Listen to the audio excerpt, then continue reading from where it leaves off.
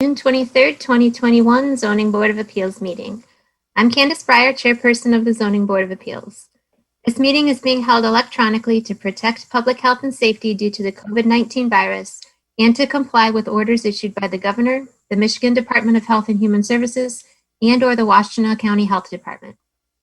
We intend to conduct this meeting similarly to an in-person meeting. However, please be patient if there are technical issues. The Zoning Board of Appeals is a 9-person volunteer board nominated by the mayor and approved by the City Council. First, we will hear from Planning Services represented tonight by Mr. Matt Kowalski. Then the applicant or their representative will make their presentation. Applicants will have 5 minutes in which to make their presentation. Staff will keep time and announce when 30 seconds are remaining. We may ask questions of either the city or the applicant. We will acknowledge any written comments received by the board. We will allow an appearing party to express their support or objections. Public comment will be via telephone only.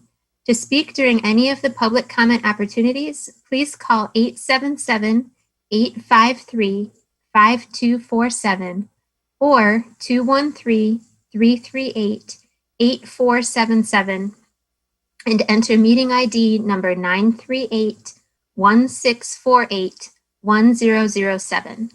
This information is also available on the published agenda in the public notices section of the city website and on the broadcast of this meeting on CTN Channel 16, AT&T Channel 99, and online at www.a2gov.org/watchctn. You need not have signed up in advance. In order to be called on to speak, callers must press *9 to raise their hand. Callers will then be called upon by city staff one by one using the last 3 numbers of their phone number. Upon being called on, callers will hear an audible announcement that the host is allowing them to speak.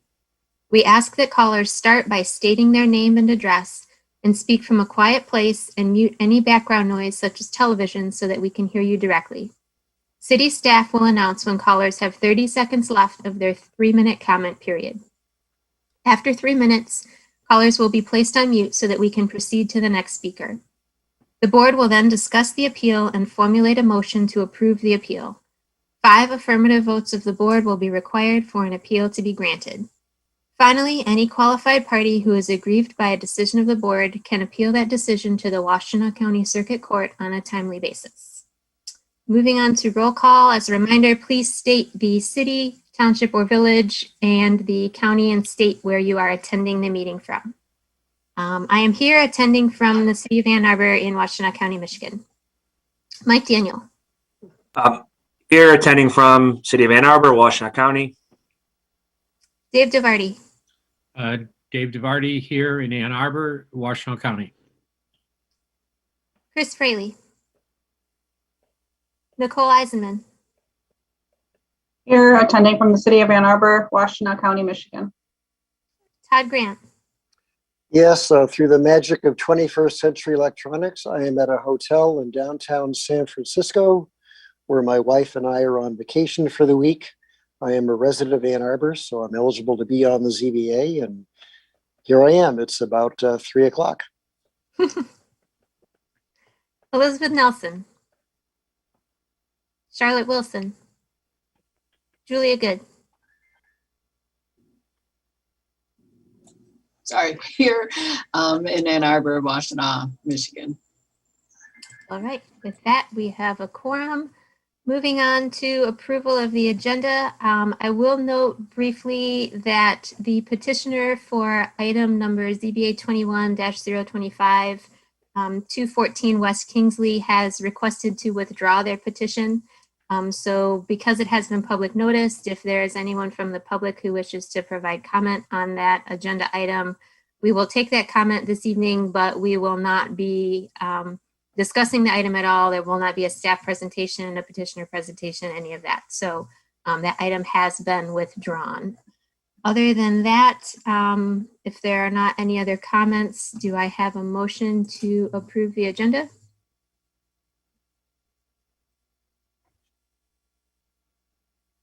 Make the motion. Thank you, Mike. Support? Second. Support from Todd. All in favor? Aye. Opposed?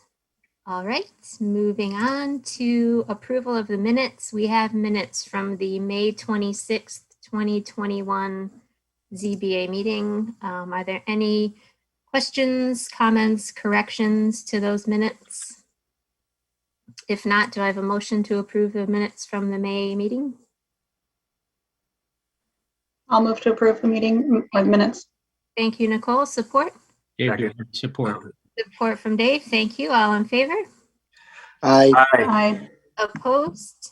All right, moving on to public hearings. First, we have petition ZBA 21-020, 216 Beek Street. Matt? Good evening, everybody. Okay, I'm going to try and share my screen here and give us our presentation. So if you bear with me, should pull up in a second. And is everybody viewing my screen okay? You guys see the ZBA meeting? Okay. All right. Well, good evening again. My name is Matt Kowalski. I'm standing in obviously for John Barrett here tonight. So I will go through the presentations. I probably have my own little style here, so I may skip some things John does, or John usually covered, but I assure you I'll cover everything, and I'm also available for any questions. So again, 216 Beek Street, the petitioners here tonight requesting a variance from the fence section. You can see the property outlined here. It is zoned R4C. It's outlined by the yellow kind of triangle shape right here. Here's a larger zoomed out vision of, version of the surrounding area. We also have kind of a zoomed in. You can see it's an older church building, which is now currently being used as a daycare. You see pretty much the building takes up the majority of the actual parcel. Again, here's a survey of the site. You can see in a little bit more detail the length. The blue is the length of the proposed fence. That's where the existing fence currently is. Also, they're replacing an existing fence. I'm going to skip a little bit forward. So here again, here's a picture of the subject fence here. So what the petitioner is requesting, a variance from the fence section in order to reinstall this 4-foot high, 50%, well, actually it's greater than 50% opaque fence. The city code requires that fences within 25 feet of an intersection go down to 30 inches in height. The petitioner is requesting a variance to allow them to go to 4 feet in height, so 48 inches in height. Again, the opacity does meet, actually exceeds, it's obviously greater than 50% as you can tell there, but because of that distance to the intersection, they are requesting the variance from the height. A couple of other pictures here to give you some context. This is a side view along Beeks. Again, here's the existing fence. You can kind of see how it wraps around the corner intersection. And then here, obviously directly at the intersection. This just shows you some fences kind of in the surrounding area. One image I will go back to, again, I wanted to show kind of, here you can see, this is an important image. Again, that shows the total length of the fence to be replaced. Another good item here is, again, while typically that fence code is written to obviously permit visibility at these corner intersections, one thing that is unique about this site is that both of these streets, Beeks and as well as Fifth Avenue in that area, are one-way streets. So they both kind of lead away from that intersection. So you do not have, which may be typical, as traffic that would be coming, you can see my mouse in this direction, that would be making a right turn, that maybe perhaps would be impacted by the visibility. And also, as you can see here, there's a tremendous right-of-way with a bump-out island there. So you can see on the image there, the fence is about 31 feet from that actual corner of that intersection. So that does conclude the staff presentation at this time, and I'm available for any questions. Thank you. Thank you, Matt. Dave?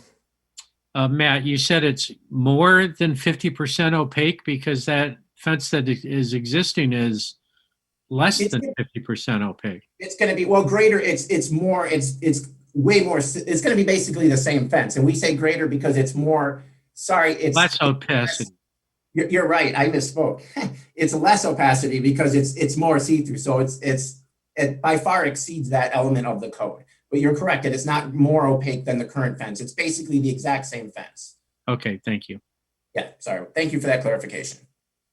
And Matt, did the existing fence is 4 feet high? Is that correct? Yes. Okay. Yes, it is. Any other questions for Matt?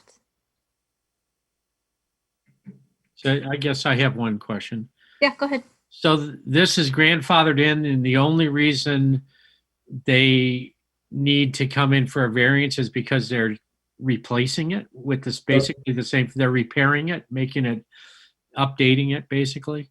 Correct. They're removing more than a certain percentage of the fence. You're allowed limited repairs on that fence, but you can see from the image, the fence, I think the footings are slipping, it's falling. So that is correct. It's kind of allowed to continue, but once you do a significant repair, I mean, the idea of nonconformities is to kind of eliminate them over time, but in certain cases like this, where it may be allowed to continue. So that is the reason, is because it needs a complete fence replacement.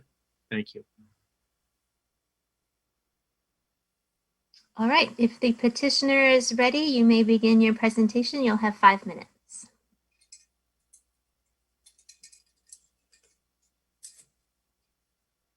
I don't know if we have a petitioner on the line. Kristen may be promoting.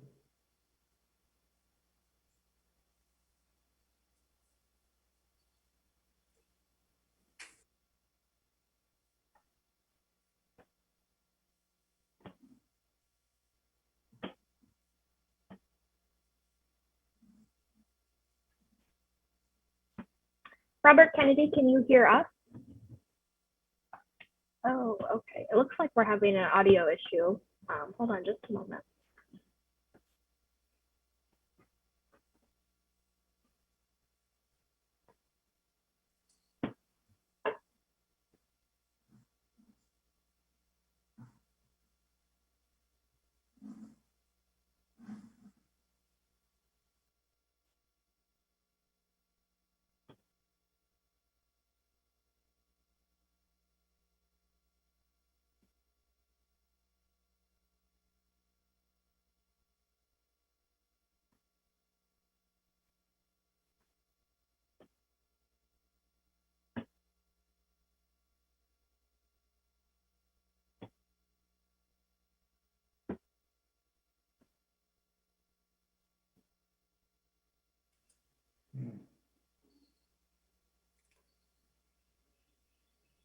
We see you have your hand up, but we can see you talking, but you seem to be muted on your end, Mr. Kennedy.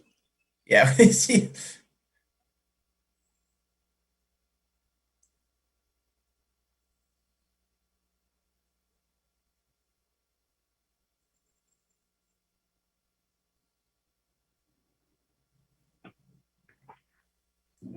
Perhaps we could give the call-in number if that, Yeah.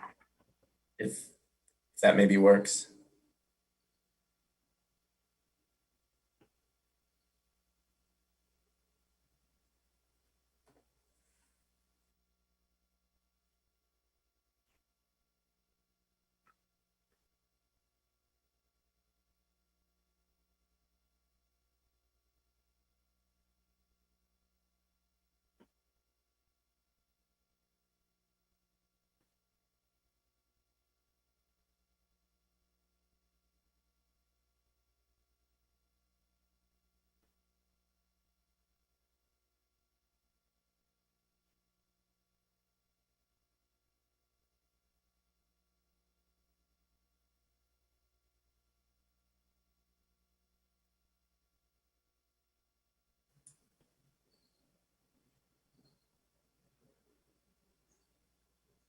Yeah, maybe Kristen, can you give him the call-in number again? I don't have the handy. Maybe you guys could call in on the phone, that might work better. So 888. Sorry. Yeah, go ahead, Kristen. I had it right here, Oh, but go for it. Oh, okay, sorry, I Okay. didn't have my agenda right. Oh, here it is. Let's see, 888-788-0099. And then it will prompt for the webinar ID. 873 is not available.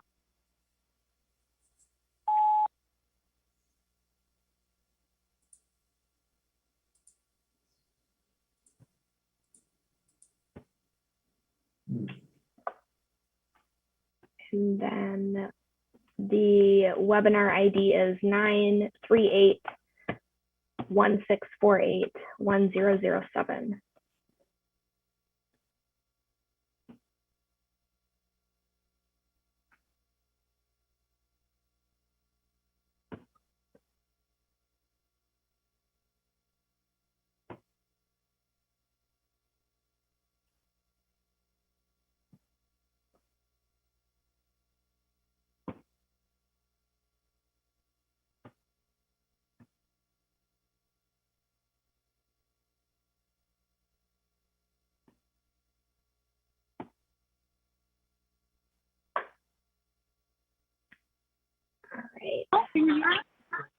Yes. Can you hear me now? Yes. Turn the volume on your, if you're on Zoom on your computer, if you turn that down, it'll reduce the feedback. Can you hear me? Yes. Perfect. Thank you. All right. Great. Okay, I'm here. So yes, we're putting a play structure in that area, and we use it for the toddlers at the center. And so that's why that fence is in. It's been there now several years, and it really needs to be replaced. As you can see, it's leaning out. The gate is leaning out. I've got stainless steel clamps on the corners here holding it together. And we're going to go with a little bit beefier commercial unit, but it's the same style. Hello? Hi, yes. Are there any questions for the petitioner?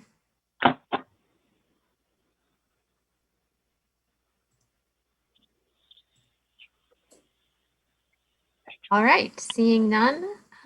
If there's anyone from the public who wishes to speak on this petition, please call in now. Once you have called in, please press *9 to raise your hand, and staff will call on you by the last 3 digits of your phone number. I will note quickly while we are waiting to see if there are any callers, we did receive one letter of support from David Santa Croce and Holly Parker at 601 North 5th. No callers. All right, with that, the public hearing is closed and we are in discussion. Hey, Julie. Hey, Julie. We really got to get this on the other computer. Well, you're on now. There's no discussion. Are we ready for a motion? Dave? I think this is an easy one. This use has been here for many years. I think it's a real asset to the community. I'm certainly going to vote in favor of it, and I'm prepared to make a motion if nobody else has comments.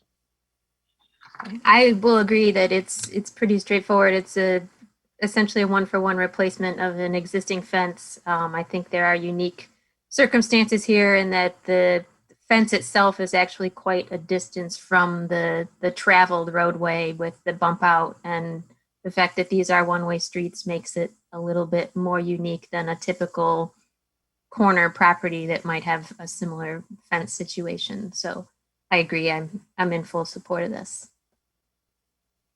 There's no other discussion. I think we're ready for that motion, Dave. Okay. ZBA 21-020, 216 Beek Street variance. Based on the following findings and in accordance with the established standards for approval, the Zoning Board of Appeals hereby grants the following variance from Chapter 55 Unified Development Code, Section 5.26.2C, fences. A variance to allow a 4-foot tall, less than 50% opaque fence to be installed within 25 feet of the intersection of Beeks and North 5th Street. The fence will match the existing fence height, location, and opacity. The fence is to be built per the submitted plans. The alleged practical difficulties that will result from a failure to grant the variance include substantially more than mere inconvenience, inability to attain a higher financial return, or both, and that allowing the variance will result in substantial justice being done considering the public benefits intended to be secured by this chapter, the practical difficulties that will be suffered by a failure of the board to grant a variance, and the rights of others whose property would be affected by the allowance of the variance. Thank you, Dave. Do I have support? Support from Nicole. Thank you. Mike? Yes. Nicole? Yes. I also vote yes. Todd? Yes. Julia? Yes. Dave? Dave DeVarty, yes. The request is granted. Moving on to petition ZBA 21-021, 801 Amherst Avenue. Matt?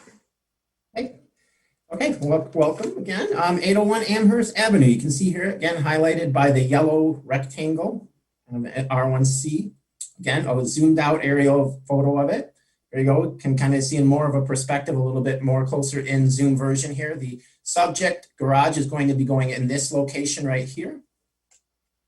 You can see a survey of the parcel. There is an existing shed in that, so this is where the new garage would be placed. There is an existing shed in that area, which obviously would be removed as part of the new construction.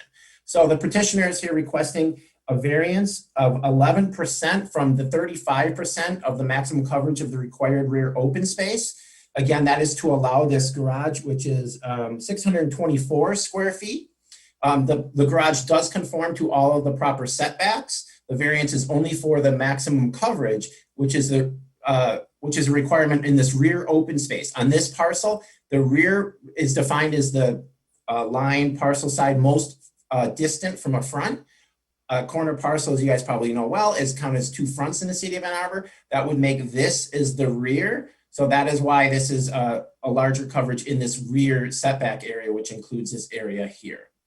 Again, so they're requesting a variance of 11% of over the 35% lot area coverage. If they, so they're proposing a 624 square foot garage. A garage that would fit within the standards would be approximately 470 square feet. A couple of pictures of the subject. This is the house, obviously. And then here's the view from the street looking directly at where the new garage would be placed. That's the shed there kind of in the distance, the red building that obviously would be removed. Here's just kind of another view of it. You can see the proximity to the adjacent neighbor's residence as well. And kind of another view. And that concludes the staff presentation on this item. Thank you. Thank you, Matt. Any questions? Todd? Yes, let me lower my hand here. All right. So I gather from reading the staff report and the applicant's submittal that they could build a garage that's as large as 23 and a half feet by 20. And they want to build one that's 24 by 26. And the reason, I mean, it's not without thinking, obviously, you want to be able to put two cars in it, plus their tools and their lawnmower. But I assume, and maybe you would have an opinion about this, Matt, they could build a garage that would house easily one car and their tools and lawnmower, or perhaps even two cars, but none of their tools and lawnmower. In other words, they could build a viable garage within the 23 and a half by 20 feet. Is my assumption correct? Yes, that would be correct. Okay, thank you. Cool. Is there a specific definition for garage? Not for garage, but we do, it falls under the accessory buildings standard. So that's kind of, it's a generic that covers garages, sheds, things of that nature. Thank you. Any other questions for Matt? Dave? If they just did a carport there with no sides or with one side, like a rear and one side, but an open carport, would that still be subject to the same thing? Yes, because that would still fall, it kind of relates back to that previous question. That is still an accessory building. So whether it's a carport or a garage, yes, that coverage issue would still apply. And then I know the city has some new codes since when I was on city council many years ago about impermeable surfaces like new pavements or driveways, and what kind of runoff recharge groundwater. I know they want as much water to be able to taken in by the ground.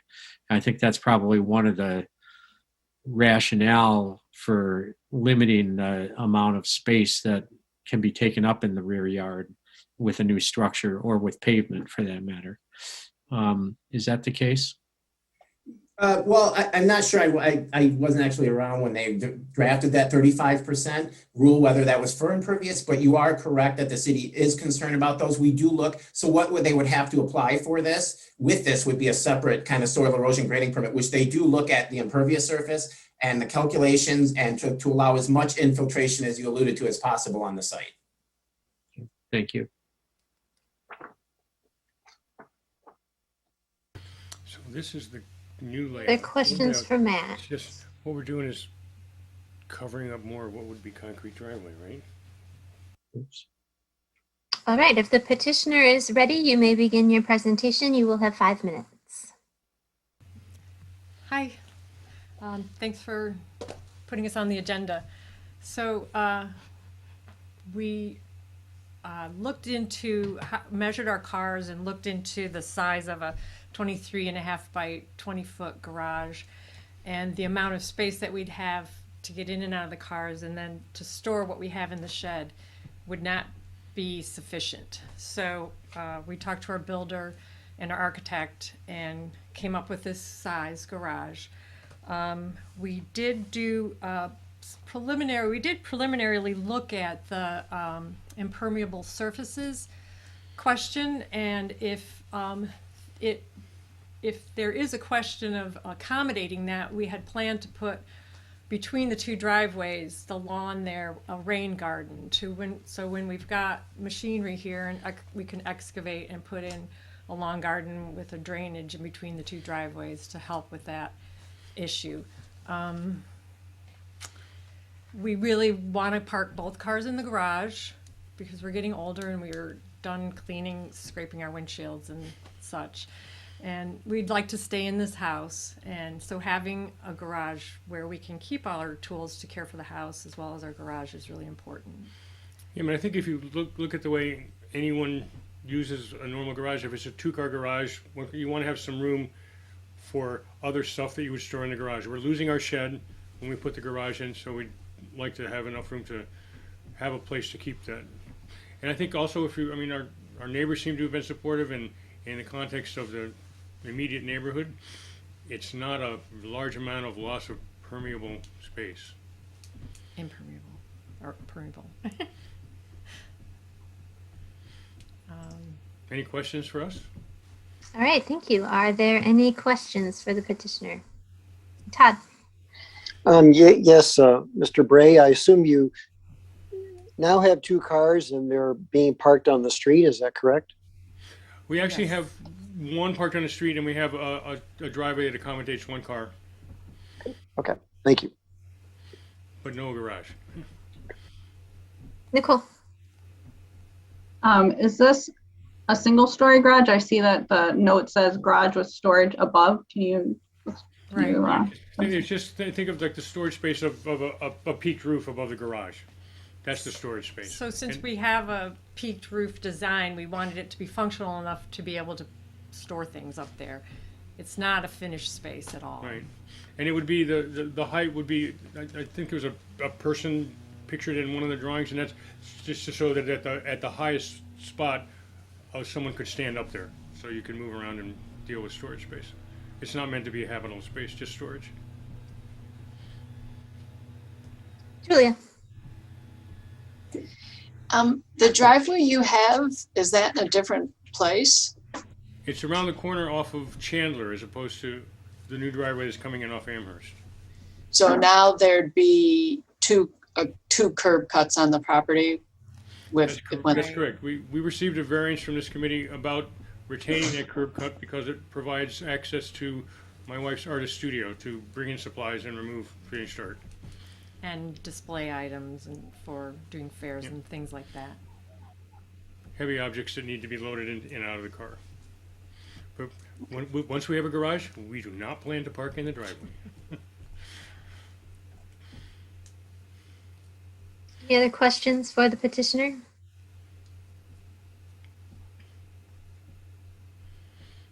Seeing none, if there is anyone from the public who wishes to speak on this petition, please call in now. Once you've called in, please press *9 to raise your hand, and staff will call on you by the last 3 digits of your phone number.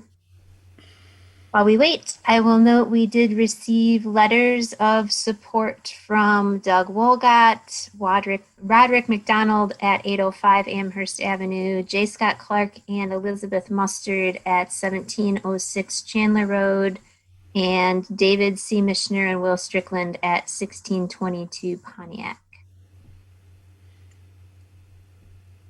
No callers. Thank you, Kristen. With that, the public hearing's closed and we are in discussion.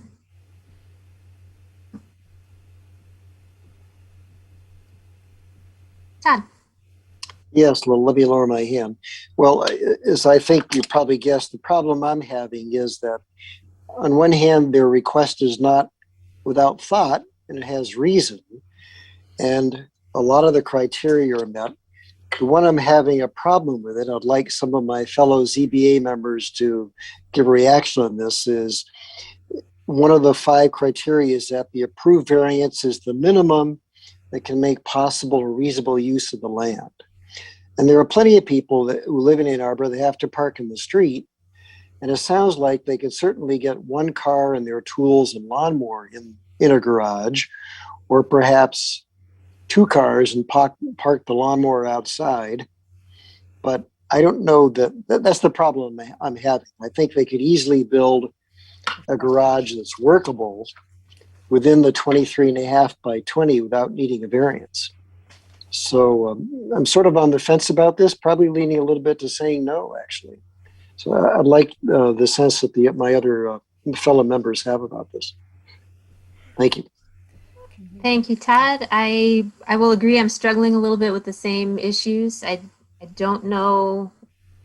While you said it is very well thought out, and I don't think they're asking for anything extravagant.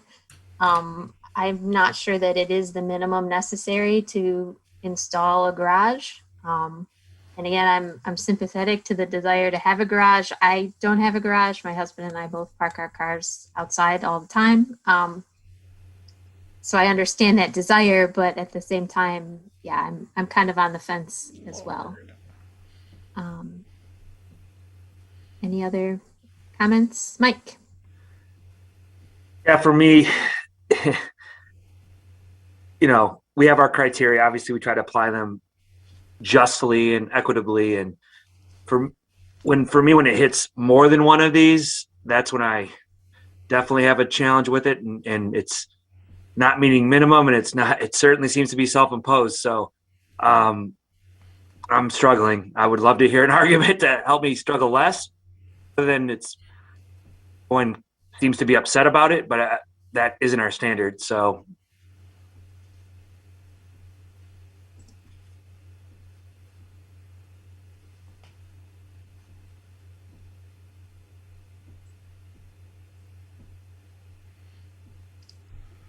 Nicole? I just want to say this is in my neighborhood, and I'm very familiar with this property, and I'm having the same struggles. I'm leaning towards no, although I think I do want to just point out that the adjacent neighbor that this probably would most affect on Amherst did submit a letter of support. So I don't know. But, yeah. Anybody else have anything else to add?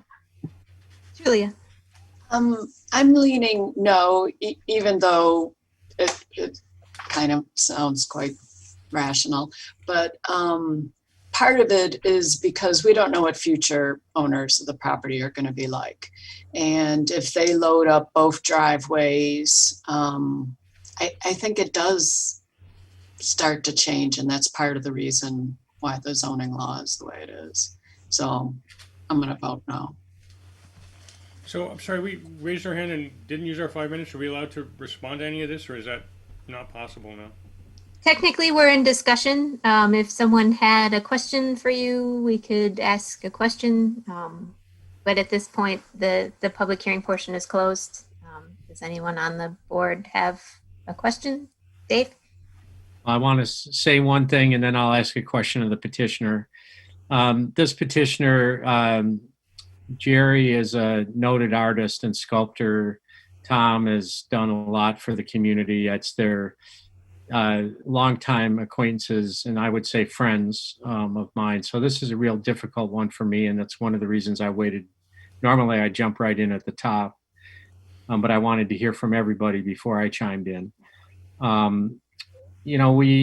We recently granted the variance for them to have this second drive, second curb cut. I think that was a reasonable thing.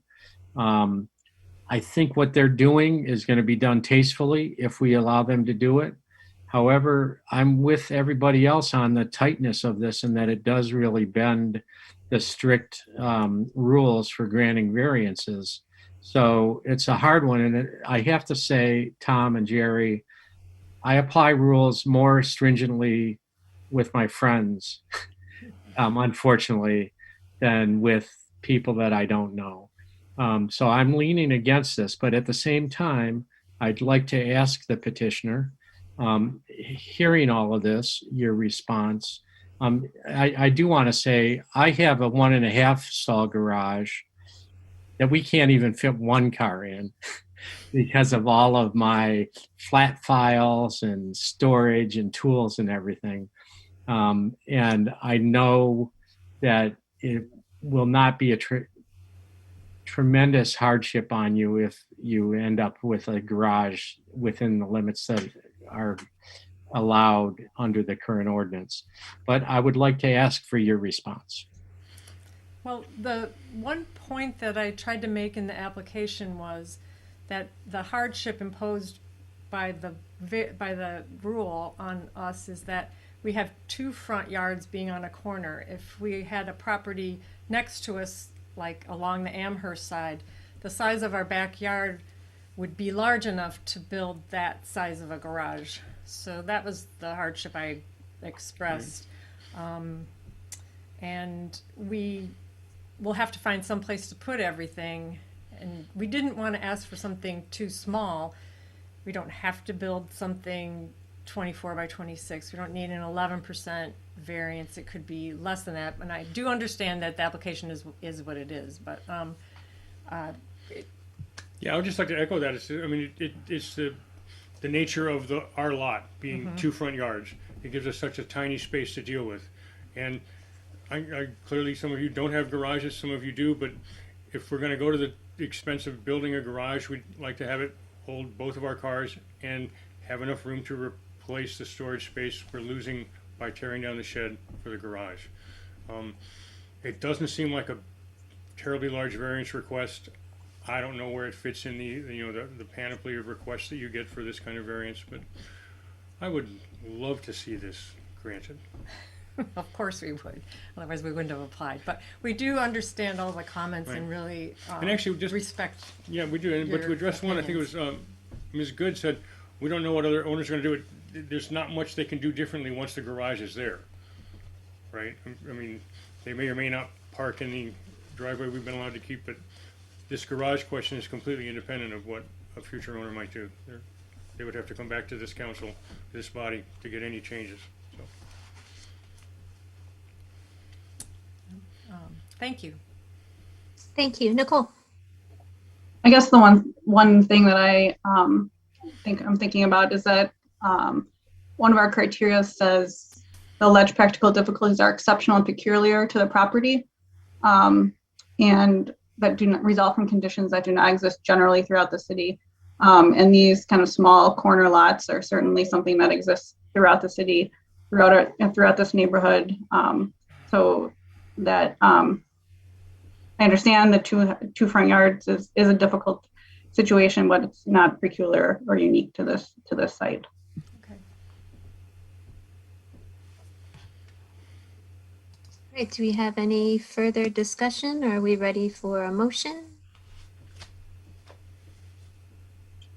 I'm prepared to make a motion. Thank you, Dave. ZBA 21-021, 801 Amherst Avenue variance.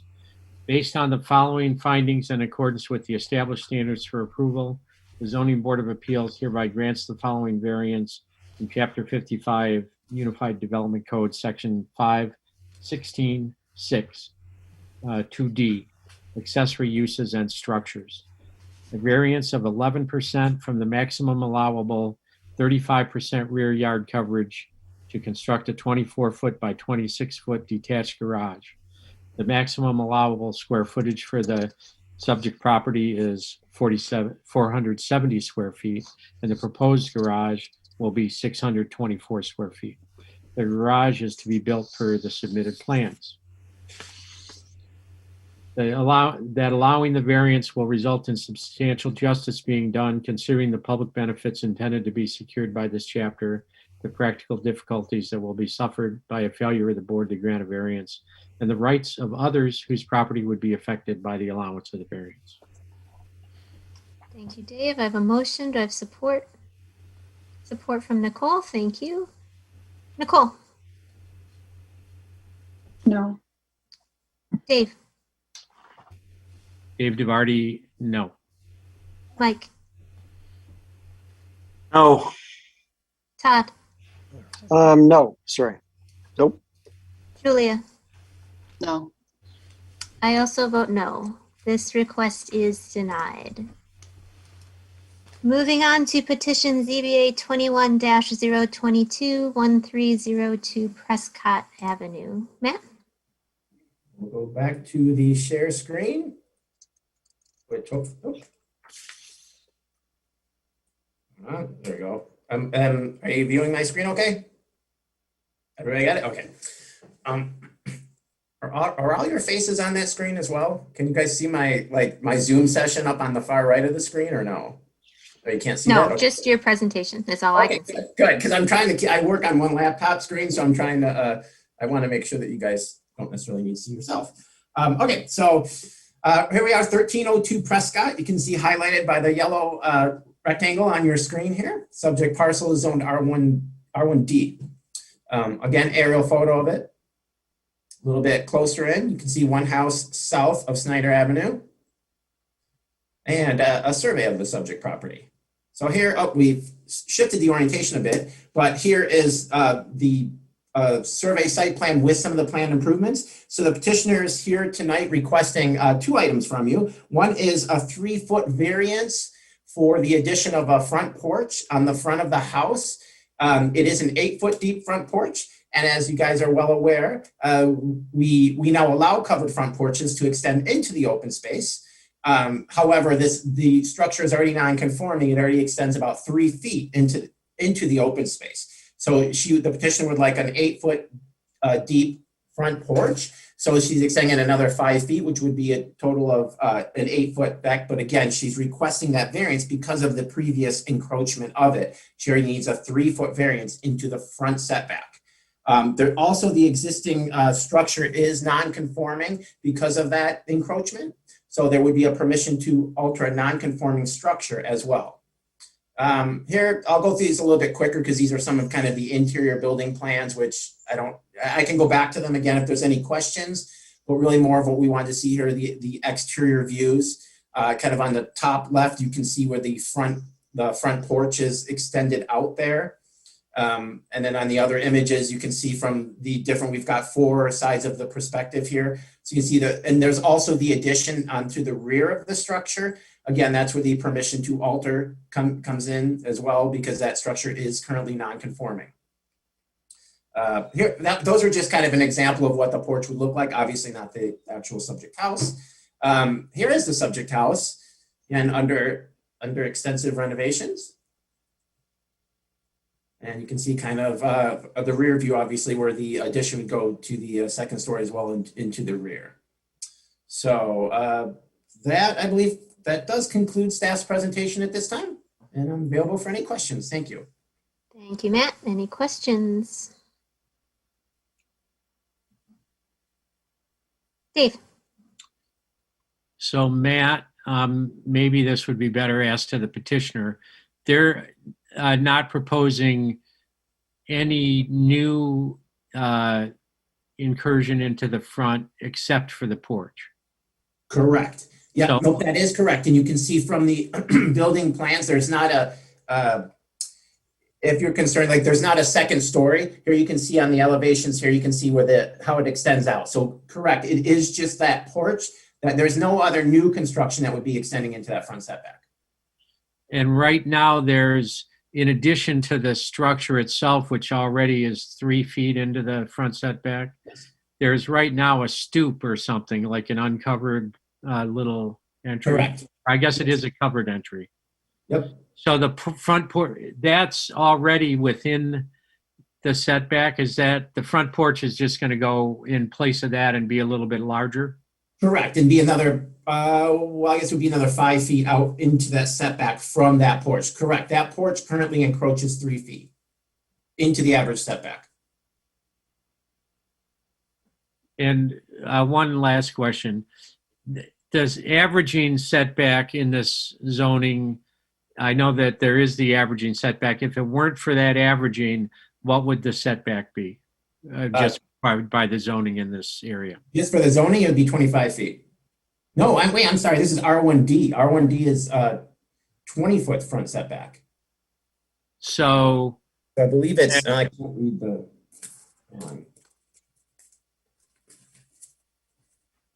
trying to see how much it was actually set back. So I'm trying to see the actual dimension of the current setback, looking at the plan. It looks like, so currently to the actual structure, it's 24 feet, 10 inches. So almost 25 feet to the actual front of this structure.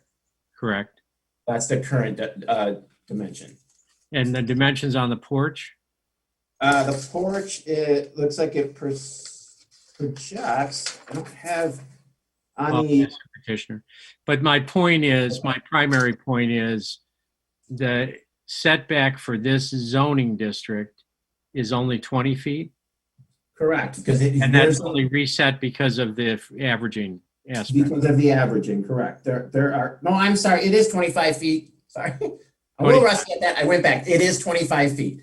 So that it's already, so the setback, the structure is currently about, it's pretty much at the property line right now because it's at 24 feet, 10 inches from that front property line. The front setback is 20 feet. I'm sorry, I misspoke when I said 20. A little Cool. rusty on it. I'm curious, if this variance is allowed, then does that reset the average front setback for the other properties? Yes, then you measure it because that, yep, there would be a new structure in there and then any other structures adjacent to that, correct. That's the way the averaging works. They measure to that structure. Todd, Yes, thank you. Let me lower my hand here. So I thought Dave's question was particularly good. That's helping my thinking. It looks like they want an 8-foot deep porch. They would be allowed to have a 5-foot deep porch. And the reason they want the 8-foot deep porch, they say, is they want to be able to get a conference table in there or a recreation table, plus have 4 people. But my understanding is, Nicole probably has more insight and better feel for this than I do, is that a 5-foot porch is eminently doable. There are plenty of 5-foot porches around town. Is my understanding correct? Is a 5-foot porch doable, practical? Wait, I'm sorry, you're asking me? Yeah, Yes, yeah, you, I mean, Mr. City yes. Planner. I mean, yes, it is. I mean, that's a tough question to answer because, of course, yes, you can sit on that 5-foot porch, but there is obviously more limitations to what kind of other furniture and things that you can set up on that porch. So, but I don't have kind of like an average number in mind for what the average porch depth may be, but I'm sure you could work with 5 feet. any other questions for Matt? All right, if the petitioner is ready, you may begin your presentation. You will have 5 minutes. Hi, everyone. I'm Sarah Heber. I'm the property owner at 1302 Prescott. This is my dad, Mark. Thanks so much for having us on and considering these requests. I grew up in Ann Arbor. I actually graduated from Pioneer High School, and I've owned this house for about 3 years now. I'm getting married in October. And so my fiance and I are really looking forward to settling down in this neighborhood near the stadium and near Pioneer, near downtown. And we plan to have a big family. So hence the reason for the request for the second story and also the larger porch. We love the neighborhood. We love our neighbors. And we just really want to be able to continue to socialize with them and get to know them and have our kids be friends with other kids in the neighborhood. And so that's the reason for the request today. So I'm not my dad make a few comments also. Yeah, so I'm Mark Heber. I'm a landscape architect, and I've lived in Ann Arbor almost all my life as well. And the two things that we're requesting, one, the house, the front facade of the house, built in 1940, is that line that we're currently talking about. So the request to put in a second story that comes out to the face of that existing facade is very important from the standpoint of how the inside of the house lays out. Mary Kelmus worked with us. I'm sure you know Mary from previous projects around town, but the 3 feet is very important in terms of having enough space in the children's bedrooms that are up in the front of the house, anticipated children, let's say. And without that 3 feet, the floor plan, particularly on the second floor, would be severely restricted. The porch itself, you as a city allow an 8-foot porch. There's a reason that you want to allow an 8-foot porch. The pictures that Mr. Kowalski went through, the one shot of a porch that would be sort of exemplary, that's my front porch. That dimension is almost 12 feet. And what I will observe to you is, while you could put chairs on a 5-foot porch, you couldn't put 4 chairs facing one another and also be out of blowing wind and rain. That's the big deal, because we sit on our porch in rainstorms, and it's wonderful to be out there in that sort of atmosphere. But we do get rain blowing in on the first 2 to 3 feet frequently. So being able to be nested back and be out of that rain, be out of the sun, if we wanted it to, that sort of exposure is certainly part of why we're asking for 8 feet. Additionally, it provides the right kind of scale relative to the front facade and the ability to have more than a couple people sitting out there, say a family of 4, to be on the street and to greet neighbors, and that sort of neighborliness of front porches, that community sort of sense. That's a very important thing. So those are the basic reasons why we're interested in both of these considerations: the variance for the porch, and then the build-to line on the second floor. Thank you. Anybody has any questions? Thank you very much. Any questions for the petitioner?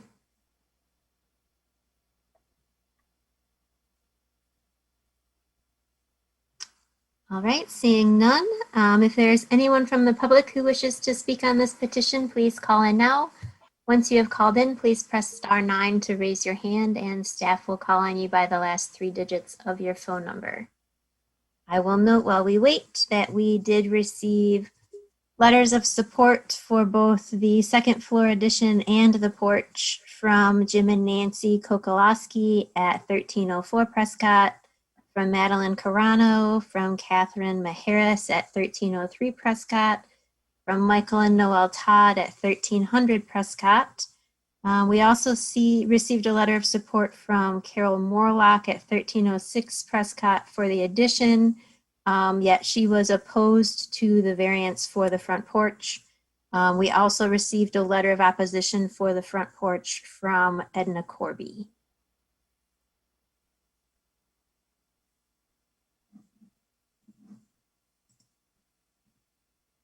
No callers. Thank you, Kristen. With that, the public hearing is closed and we are in discussion.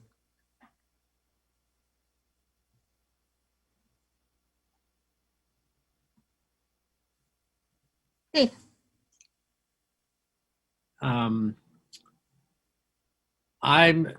I've been an advocate for front porches since before I was on the zoning board. And I'm proud to say that I think because of my advocacy, the city council has actually changed, or the planning code has changed to allow more favorable possibilities of front porches, which is all positive. I darted away just for a second to measure my front porch. It's 5.5 feet. The reason I wanted to serve on the zoning board was because 10 years ago, maybe 11 now, I came to the Zoning Board of Appeals for a variance for my front porch. And of course, the first meeting I came to, they didn't have a quorum. By the time they met a month later, and then construction season started ending in November, we had a nightmare trying to get our front porch built. But my architect advised me at the time, I wanted a larger front porch. He said, the minimum necessary, that's one of the standards for granting a variance. And I want to tell you, I've got 4 chairs on my front porch. I sit in the rain, or I sit out there when it's raining. If it's blowing too hard from the west, I can't. But if it's blowing only from the north or the east, I can sit on my front porch with that 5.5 foot front porch. And I don't have, it's a rail, it's just a metal railing. So it's easy for wind and rain to come in. There's no half wall or anything. I totally with you about being on the front porch and interacting with people in the community. And I feel like that's why we want front porches. We want to bring people to the front of their houses to interact with the community and to be eyes on the street. I think it's a safety, it improves public safety to have people out in front of their homes, and it improves the neighborliness of the community. So I'm totally for all of that. I just see this as a bit too much to ask because it's beyond the minimum. But I would separate that out. I'm probably going to vote against unless some of the other commissioners can sway me, and I have at times changed my opinion in the discussion. So if others have opinions that could change my point of view on this, I'm open. But I see this as this front porch is separate as even being positive to front porches. I don't see right now the way to support this because I think it exceeds the minimum necessary.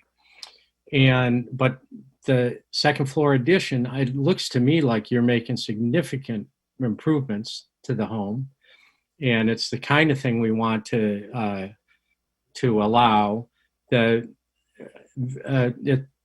standards for alteration to a non-conforming structure are not as stringent as the standards for a variance that the front porch would need.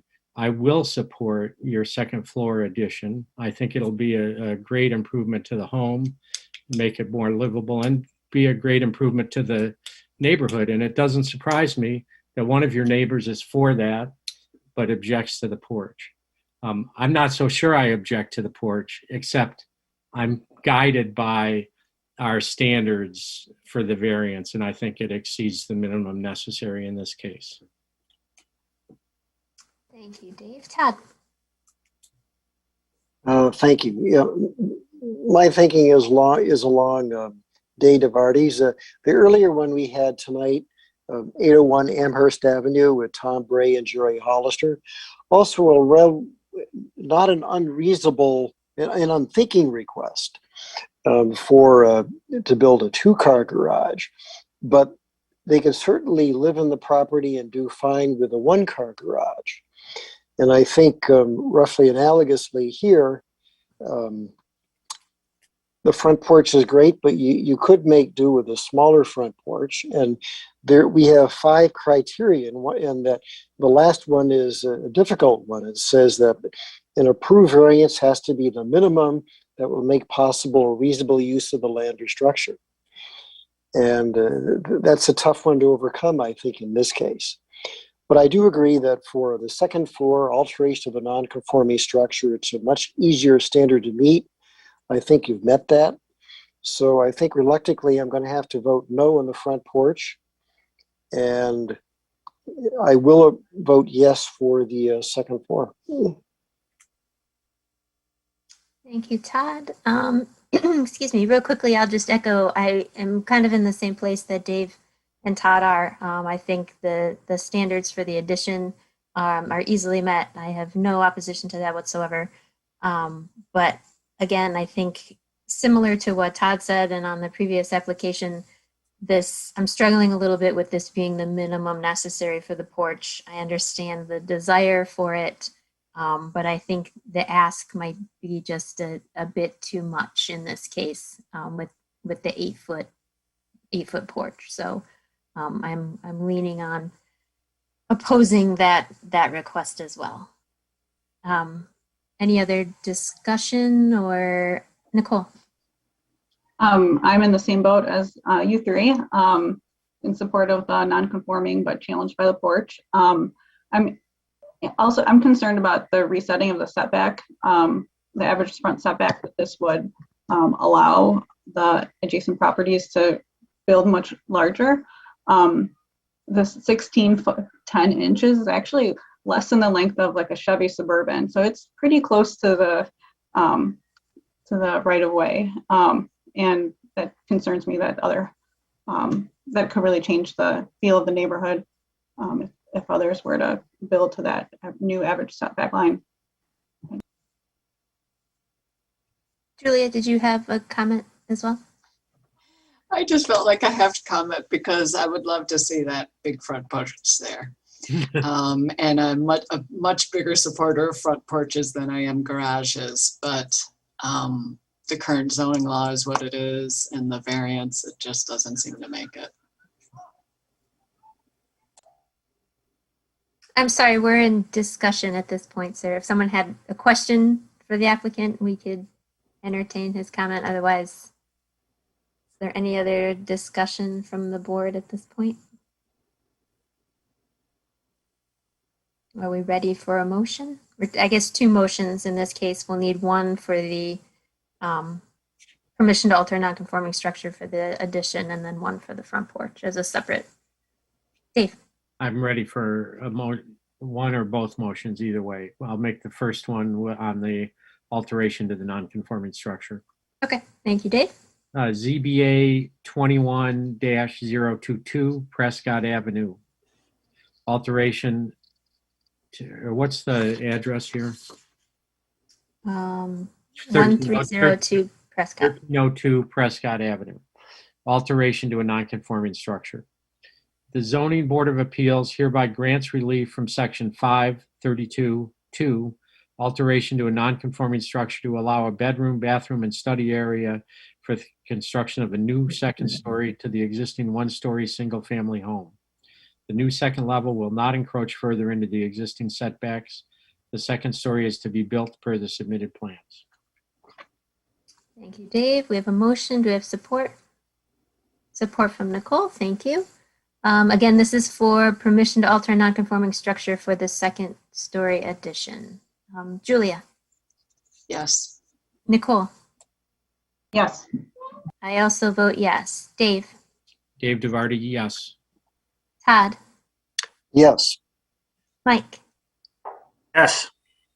All right, the permission to alter a non-conforming structure for the second story is granted. Now, Dave, did you have a second motion? ZBA 21-022, 1302 Prescott Avenue, variance. Based on the following findings and in accordance with the established standards for approval, the Zoning Board of Appeals hereby grants the following variance from Chapter 55 Unified Development Code, Section 518(1), B4, front porches. a variance of 3 feet to allow construction of an 8-foot, 21-foot, 8-inch front porch. The proposed porch will encroach a maximum of 3 feet into the average required front setback. The porch is to be built per the submitted plans. Standard here. Allowing the variance will result in substantial justice being done, considering the public benefits of the zoning ordinance, the practical difficulties that will be suffered by a failure to grant a variance, and the rights of others whose property would be affected by allowing the variance. Thank you, Dave. We have a motion. Do we have support? Support from Nicole. Thank you. Julia. No. Nicole. I also No. vote no. Dave. Dave Duarte, no. Todd. No, sorry. Mike. No, sorry. All right. The request for the variance for the porch is denied. Moving on to petition ZBA 21-023-2205 Navarre Circle. Matt. Thank you. Let me go to my share screen again. And I apologize. I will ask again if I just ask every time to make sure you guys can see it, because I had one planning commission where nobody could see it and I was talking. So is it visible now? Yes. Okay. All right. Thank you. Okay. 2205 Navarre Circle. The petitioners are here before you tonight requesting permission to alter a non-conforming structure only. So you can see the yellow highlight on the screen here. Subject parcel is zone R1A. Again, you can see a zoom out of the aerial photo, kind of coming in a little bit more. One of the things not obvious on the aerial photo, of course, but is within the survey is the significant slope leading up to the house. We have some pictures that will show some of that, and you can see some on the topo lines for that. So again, the petitioner is here before you requesting only permission to alter a non-conforming structure. You can see the kind of the extent of the current structure. I'll go to a picture really quickly here where, a picture of the existing. That might help a little bit. So currently this is existing. It's a covered carport, as you can see, obviously not enclosed. To the kind of to the rear of there where you see that the gray car is also where the addition will be placed. The current structure does sit within the rear setback. As you can see here, the rear setback is this line kind of, if you follow my mouse right here. So the existing structure is well within that. They are not encroaching further into the setback. So they are not increasing any encroachment to the rear property line. And they are conforming with both the side and both sides and the front setback are conforming. So they would like to put the addition in this area. Obviously, would be removing that existing carport that you see, which is located kind of in this area right here, and putting on a new 2-car garage to the rear. Again, so kind of this shows a slightly different view of it where you can see the improvements planned. Again, the covered carport's kind of in this area right here. This is Navarre Circle here. There's kind of a small half-buried interesting garage feature near the front of that. Which is one of the most interesting things I've seen, I gotta tell you. And we'll go through a couple of these pictures here really quickly. Again, you see the existing carport, which would be removed. This is the rear of the current house. And this is looking from kind of the rear yard, obviously to the front where that existing carport is. That the new addition will be along this rear building line to kind of the right of the screen, basically. Just kind of a view again to the rear, looking at the adjacent. There's a tremendous amount of slope within that neighborhood with the front yard as well as after in the rear yard as well. Here you can kind of see that this gives a kind of a decent picture looking down. There's our staff vehicle at the bottom. And then there's that little kind of subterranean garage in that area right there. So again, what's before you tonight is just simply a permission to alter a non-conforming structure. And that concludes my presentation at this time. Thank you. Thank you, Matt. Any questions?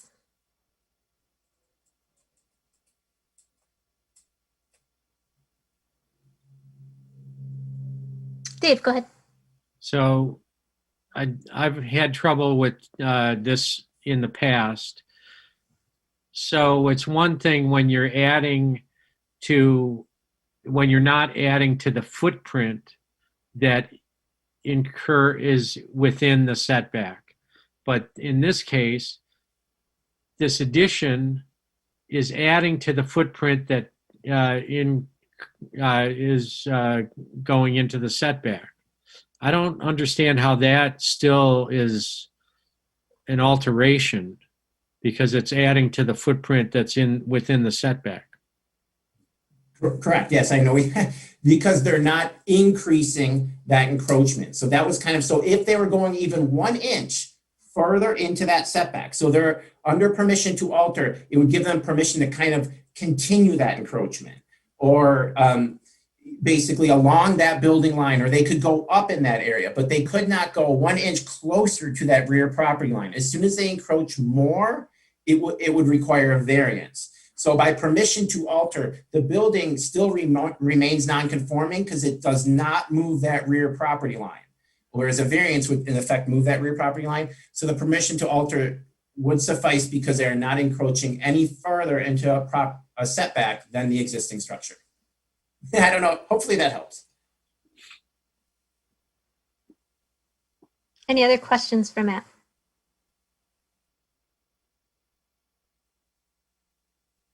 All right, if the petitioner is ready, you may begin your presentation. You will have 5 minutes.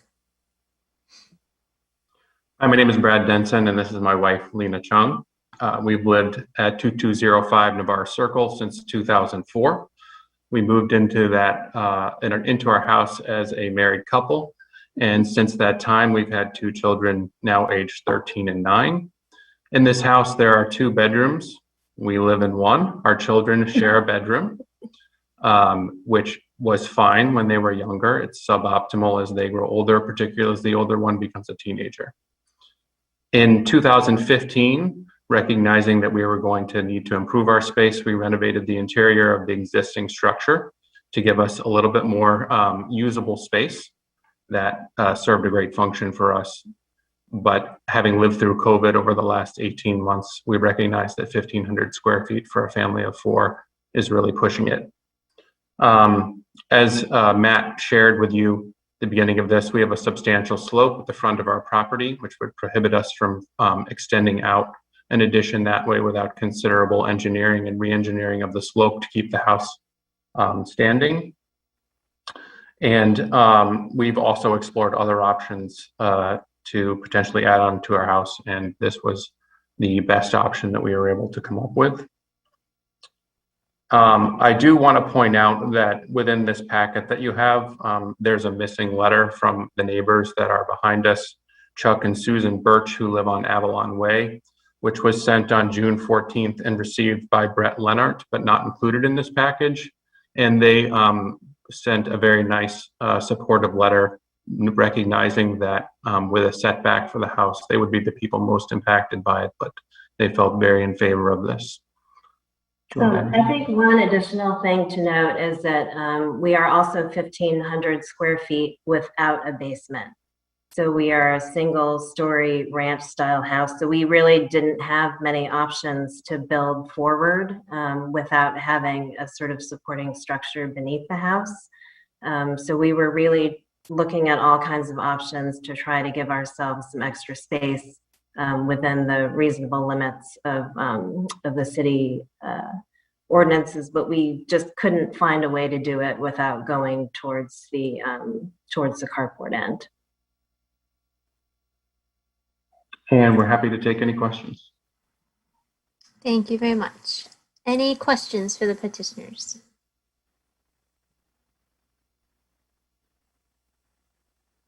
All right, seeing none, if there is anyone from the public who wishes to speak on this petition, please call in now. Once you've called in, please press *9 to raise your hand, and city staff will call on you based on the last 3 digits of your phone number. In addition to the letter of support that was noted by the petitioner, we did receive one other letter of support from Susan Funkenstein and Paul Scher at 2207 Navarre Circle. I just found that email and forwarded it to you guys. So we'll add that to the agenda, and then could take a minute to pull that up while we see if there's any colors. Thank you, Kristen.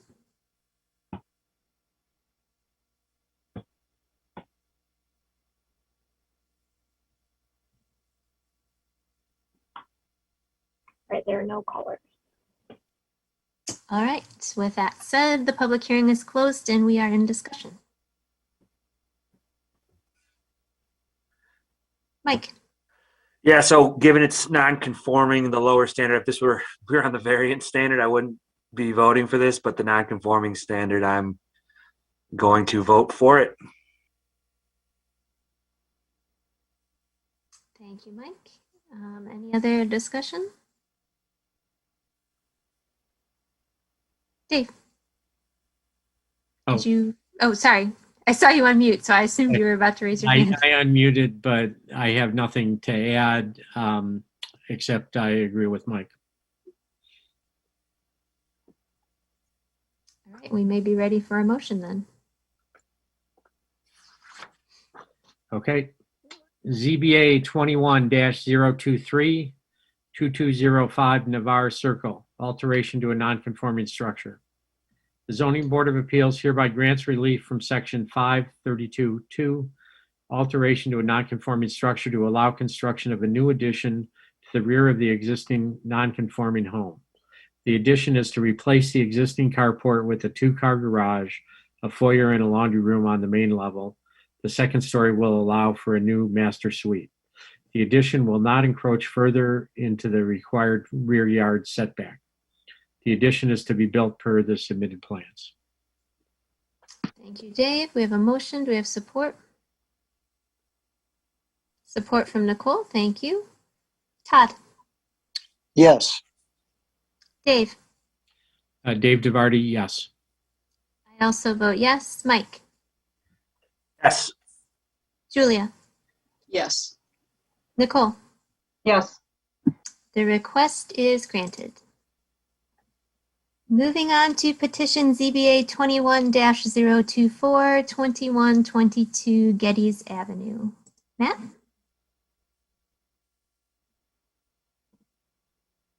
Share screen good? Yes. Okay, thanks. Okay, 2122 Geddes Avenue. The petitioner is here. Oh, no, it's not advancing. Here we go. Whoops, skip past that. Here we go. Subject site, the yellow rectangle on the screen here, you can see zoned R1A. And an aerial photo, zoomed out quite a bit. Zooming in a little bit more. The site is obviously vacant. There was a house on here previously. I didn't have a record of actually when that house was removed, but it looks like it's been gone for a little while. So again, the petitioner is here before you tonight requesting a variance from the height section. They're requesting one variance that applies to two height elevations. One, it would be a 4 foot 3.5 inch variance on the north elevation. That would be this front elevation here. That again, Geddes Avenue is right directly here. So there would be a 4 foot 3.5 inch variance on that north elevation and a 4 inch variance on the east elevation. So that would be this elevation here. So both of these are height variances that they're requesting. Again, some of the floor plans, which I can go back into if we want, but really to get to the elevations here, we can see, so the bottom image on this screen is the west elevation. So that would be that's the north elevation. So it's the front, it'd be the front of it. So this is the elevation where we have the 4 foot 3.5 inch variance along this front facade. So the maximum height permitted in this district, obviously you can see it's a flat roof, would be 30 feet. So at part of this, it's up to a maximum height of it'd be about 34 feet. So that's the variance on the front. On the east side, which I believe is the top image here, which is that is the other where the subject is about 4 inches over the height limit of 30 feet. A couple pictures of the site. There is a significant slope on this site as well. That kind of goes up to the rear of the property. And it's kind of difficult to tell from the images, but you can see there's quite a bit of a slope in that area. This is looking down towards Geddes Road, kind of from where the front yard of the proposed structure would be. And that concludes the staff presentation at this time. Thank you. Thank you, Matt. So just, I guess, for clarification, on a site like this where there is kind of extreme slope, where is the height measured from? How do you establish the grade where you're measuring the height? Yeah, good question. Each side has its own height measured. So we take the points and average them on each side. So the front is independent, and then the rear, and then each of the sides. So we don't average all of the elevations, it's per side. Okay, so that explains why it's 4 inches on one side and 4 Correct. feet on another side. Exactly. So again, in the past, there had been some discussion regarding that, but really that height is measured for each side independently of the other sides. So 2 points, you average them basically the highest, low, and then you measure the height from that point. Okay, thank you. Todd.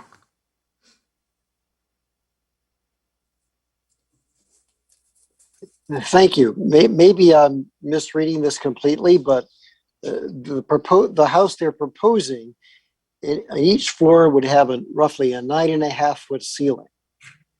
But you can't do ceilings, of course, less than 8 feet. So if they're requesting a 4 foot variance, the difference between 2 9.5 floors and 2 8 foot floors is only 3.5 feet. So I'm obviously thinking about this incorrect, because that means they simply couldn't build a house. So I understand that they didn't meet the 30-foot height limit, but how do you go from blowing through a 30-foot height limit when you're only proposing 2 9.5-inch ceilings, one in each floor? Maybe I'm totally misconstruing this. No, I need help, I guess, is what I'm saying. No, it's a good question. I may not be the best to explain that. I know we do have the architect on here. So if that's okay with you, I'd probably politely defer that to the architect, because they could definitely answer your questions a lot better than I could on that, as far as the design and the of why the floors and the heights. Any other questions for Matt? All right, if the petitioner is ready, you may begin your presentation. You will have 5 minutes. I believe they had their own presentation, so I believe Kristen may be allowing the applicant to share. Yep, there we go. Perfect. Okay. And hi, this is Mauro. I'm not able to share my screen, but if you can move the slides for me, I would appreciate it. If you can go to the next slide, please. Yes. So as a quick introduction, my wife and I originally from Brazil. We came to the United States back in the late 90s, and we fell in love with Ann Arbor immediately. Great memories in Ann Arbor. Our daughter went to Washtenaw Community College, University of Michigan, and as a nurse at the hospital for the university.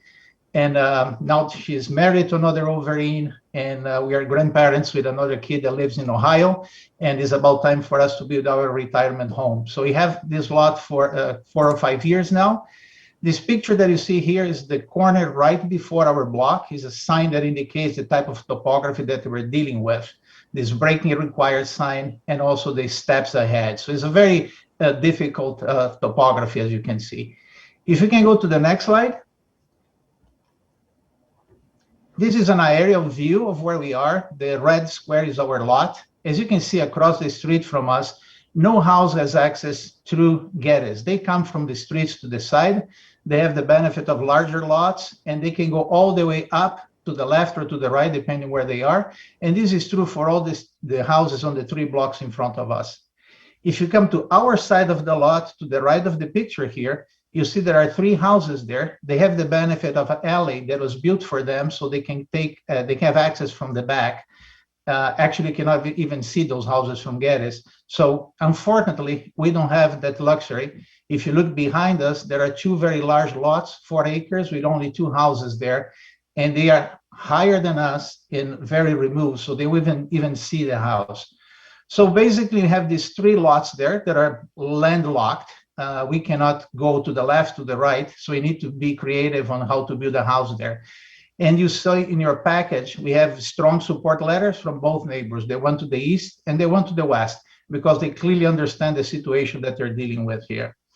If you can go to the next slide, I'd like to share some of the creative ideas from our architect, and she's here to explain in more detail. It really has 3 floors only in the front. We moved as quickly as we could to one floor in the back, and is really respecting the environment around us. We're not disrupting the neighborhood. It's in harmony with the neighborhood. As you know, there is no two houses that are the same height here because of the topography we have.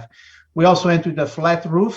And as you saw here, we're not copying the topography. We're actually mitigating as we go because we reduce the number of floors as we move to the back. And you're leaving ample space within the setbacks for garden and for the patio that you see in the back. And with that, I'd like to invite Teresa to continue with the presentation. Hello, thank you, Mauro, and thank you, everyone. I'm Teresa Angelini, one of the architects on this project. So as Mauro explained, on Getty's, you can see the heading from downtown going east, the lots, nearby, topo might vary 6 feet. Then when you get to Onondaga, the houses turn sideways, so they're on the street. 2122 is one of 3 lots that are particularly hilly. The one to the left, 2040, was built in 1938. It's Cape Cod style house. There's an 18-foot difference in the topo over the site. The Gregorio site, 2122, we have it listed as 24 feet in terms of the difference between the curb cut that's at where the driveway enters, and this is where the old driveway, the remnants of that, to the back middle of the site is 24 feet. But actually, over the whole site, it's 32 feet if you go from the lowest point to the highest point. So, let's see. As we go further to the east, you can see the site again, 2122 in the yellow there, and then to the east of it, 2128 is a 1955 ranch with a walkout. Again, it's got a 22-foot difference, but most of the topo is kind of pushed to the back so that it sits in kind of a hole or a flat spot in the middle. And then as you continue down further, those sites are accessed from Burson Place. I was kind of surprised as I looked at this because I always kind of felt like the houses on Getty's face Getty's, but they actually, not many of them do. Most of them are the side streets. So when you look at the site itself, because that's where kind of the nitty gritty here is in terms of the problem, we can see that 900 is at the curb cut entrance. 894, these are elevations above sea level, is at the northeast corner. That's the low spot. The high spot is in the south west corner. That's 926. 924 is in the middle. So that's where you get the 32-foot difference over the whole site. So this becomes kind of a geometry problem in terms of connect the dots of we've got to get from Getty's to a garage, behind the setback with a slope that makes sense that they can get their cars in and out of there without, slipping down the driveway in the winter. So 9069 is the garage height. And then when you rightly asked about, what's minimum in terms of floor to ceiling height, we've got 9.6 with 1.5 feet of structure. And the basement level is that in order to be able to get to a first floor level, they can actually have some access, digging into the hillside here still, but to get light and air to the south side. So it becomes kind of the geometry problem of connecting the dots from getting to Getty's, getting up into the house, getting up to a first floor that's got light and air access to the back here, because at this point we can carve out this and have 918 and 921 and still get a water runoff down the site. The practical difficulty is really the 24-foot difference in the middle there, and this section on the left is cut. If we were able to cut through the site on the very south end of it, that's just a little bit of the house that you would see peeking up above. So, their access to light and air, because, is still kind of going uphill at that point. On the front, we're really limited by the fact that we've got to connect the dots to either side in terms of the neighbor to the west and the neighbor to the east. And so, the garage doors need to be on this east side, the west side, coming up from that curb cut. And then kind of we get up some steps to get into the middle, up and up more steps into the first floor. I think if you looked around at houses that are being built in Ann Arbor or anywhere these days, I mean, a 10-foot ceiling is not unusual in terms of open ceilings. I mean, 8 feet was, you know, great back in the 60s and before that, but it's these days the market just does not hold up to have an 8-foot ceiling. And I'd have to say also the Gregorio's children are really tall. So anyway, along with it, so the practical difficulty is really the topography. And in order to, you know, mitigate this, we tried, you know, different strategies with massing in terms of overhangs, terraces, kind of breaking down the house massing so it doesn't seem so large. I'm hoping this slide is readable because this is really kind of important, because in order to get this, you know, to get it to be 30 feet, we would have to bring the grade up 8 feet on the east side of the property. So that's what that green triangle is showing. In order to get an average of the 4-foot difference, you'd have to bring it up 8 feet, which really doesn't work with the garage doors or any kind of access to any, you know, light in the basement. And also it doesn't connect the dots with the neighbors, because suddenly we'd have a giant wall or something facing the neighbors to the east. That 4-inch difference, you know, certainly we wouldn't be before you if it wasn't a minimum that we needed, because again, we can't shed water onto the neighbor's property, and we've got to run it down. So this dash line is kind of the average that then we're taking the maximum height from. And with the flat roof, I mean, that really keeps things as low as possible, because we're, you know, we don't have a sloped roof that would be even taller, because technically we could, you know, do a slope roof and hit the midpoint, and it would actually be taller in terms of some parts of it. So the city, in past projects we've worked on, took the average, and that seems to have changed over the last few years. But in the past, it was always taking the average, because on a sloping site, you can imagine and most sites in Ann Arbor are sloping that are actually available, especially in this neighborhood, and we've worked on many over the years. So typically in the past, it was that you'd take up the average height from each side, and then you'd average it, because a building height is a building that has multiple sides, and it's not a single face of a building. And in this case, it's not about like row houses all lining up at 30 feet tall or something. You've got a really undulating site. And when I looked into this in terms of other municipalities, there are other ones that are very clear about when there's topography and connecting the dots on all sides and taking the average, that's how you get a building height given on the average. So if we were taking the average, we'd be at 27, 2 1/4. But in summary, we respectfully request a variance from the 30-foot height limit for the 30-foot, for the 30-foot 4 height on east due to the topography, and we request a variance for the 34-foot 3.5-inch height on the north due to the topography. And in meeting those 5 criteria, practical difficulty, uniqueness of this is the steep slope of 24 feet across the site from north to south, and it also is really 32 from corner to corner. A failure to grant this variance results in a site that's unbuildable for a 2-story home and a basement, and that's typical of most homes in Ann Arbor. The basement level here has to be a walkout due to the garage needing access from Getty's. And granting this variance allows a home to be built of comparable value and amenities to those in this neighborhood. The east and west neighbors are in support, and the site is heavily treed along Getty's. And also due to the hills, all homes are set at varying heights. The need for a variance is not self-created. The topography of the site creates the difficulty, and a previous home was demolished by the seller. The roof is flat to minimize the height, and the topography of the sides must respect the topography of the neighboring lots. We can't pile anything up to somehow bury the basement further. The variance is the minimum to make the site usable and meet the market demands of these days. The interior floor-to-floor heights are typical of today's market.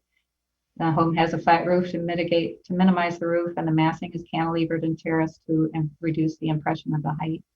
And the house is set into the hillside very significantly. I mean, in the basement, there are really, the garage is on one side without windows, and the proposed living spaces that might be finished someday would be on the east side with minimal windows.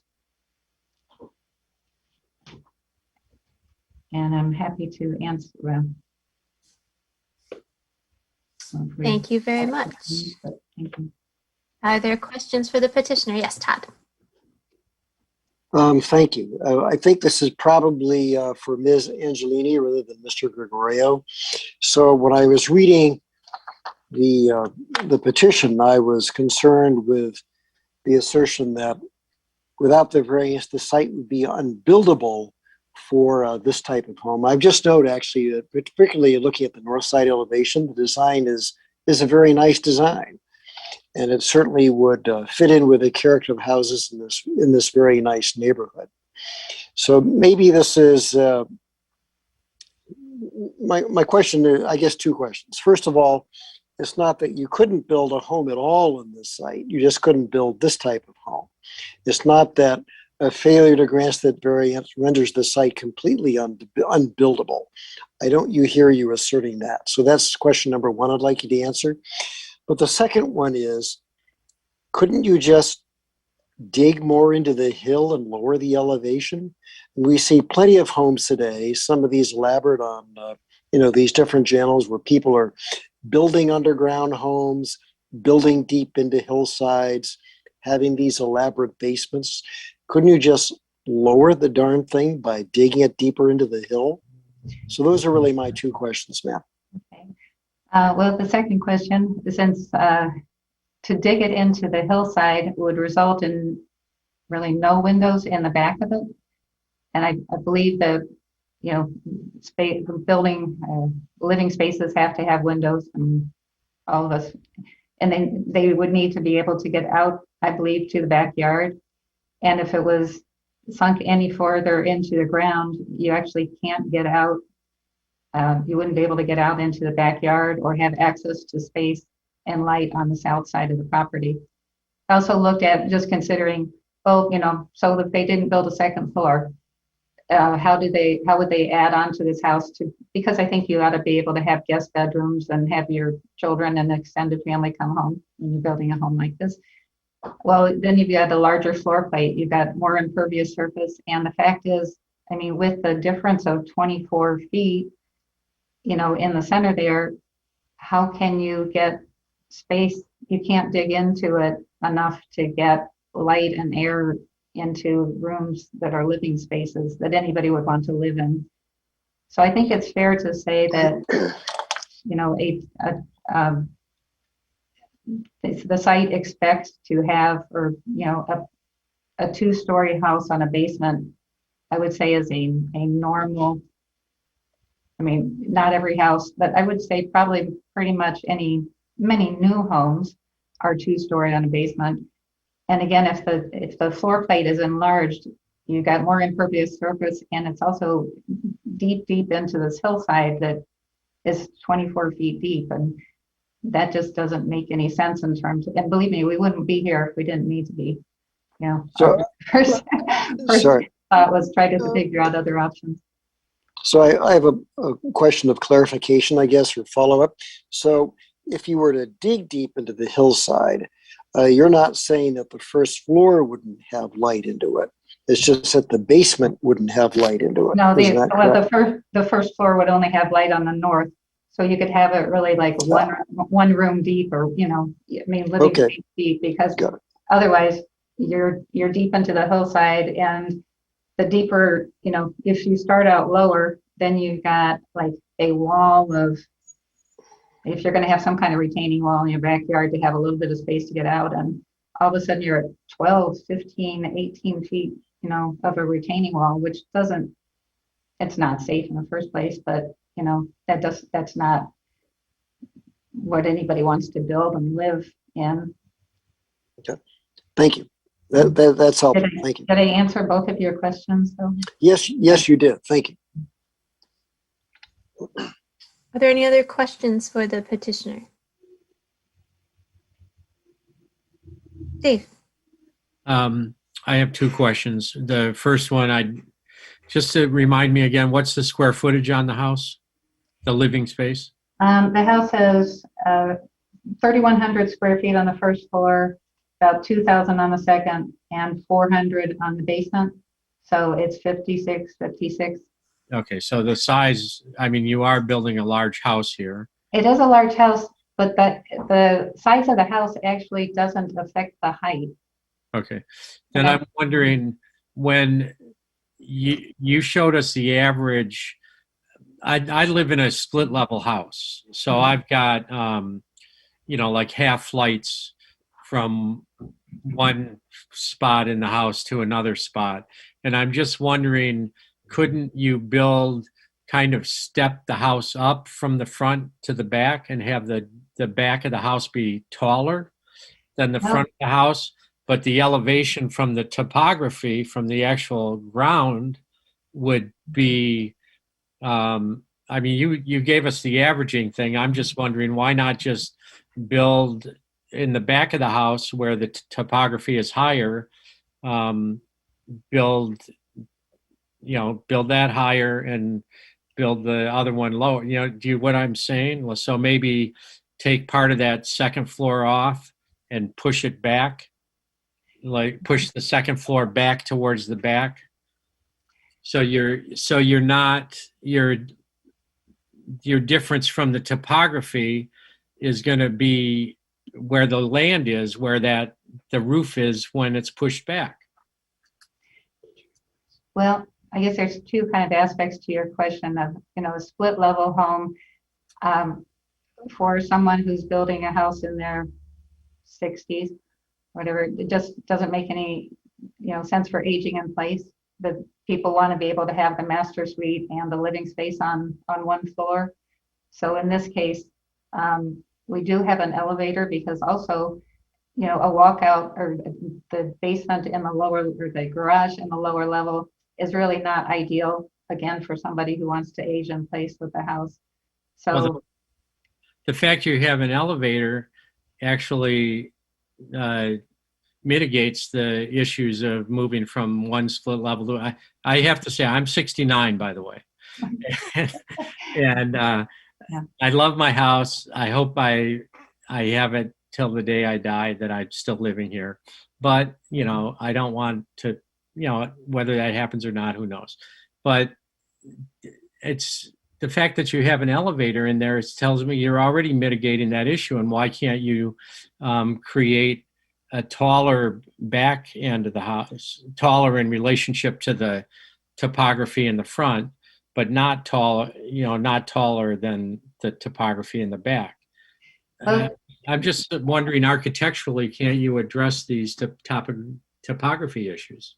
well, the elevator is really more of a vertical element between floors.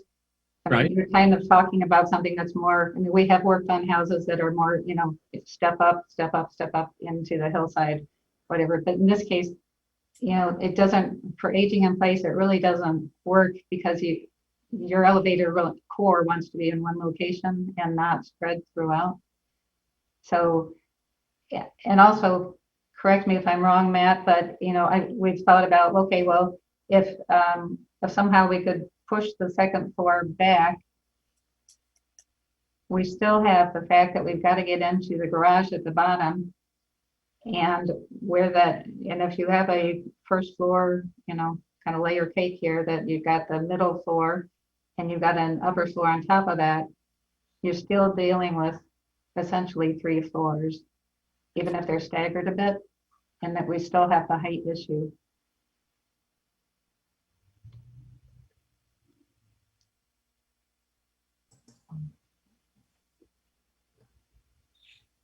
Are there any other questions for the petitioner?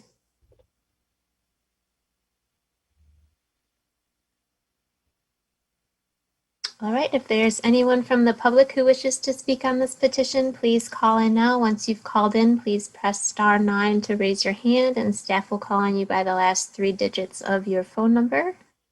I will note we did receive letters of support from Terry and Kimberly Rolina at 2128 Geddes Avenue and Cheryl Cassidy at 2040 Geddes Avenue.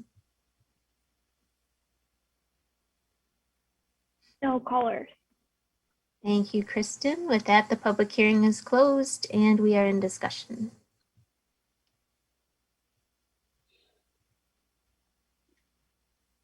Julia. This very much feels to me that it's a problem of their own making, which isn't quite the way it's phrased on our criteria. But I get this is like a dream house and it looks like a lovely house, but this doesn't seem to be the right lot for that house. You could have a very reasonable, I mean, it could take a whole story off and it would still be over 3,000 feet. You know, you can build a reasonable house on that lot. And I think the design even fits with the neighborhood, but the zoning law says no to it. And I'm not seeing that they're meeting all the standards.